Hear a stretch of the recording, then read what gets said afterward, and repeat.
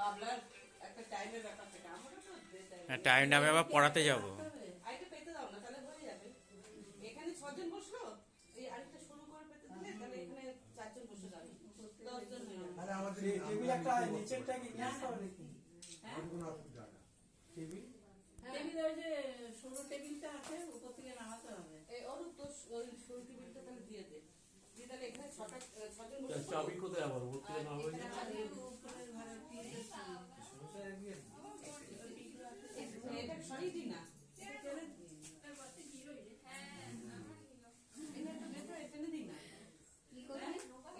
এইদিকে দাঁড়িয়ে তো কাটবে। না না এরপরে হ্যাঁ কেকটা কাটলে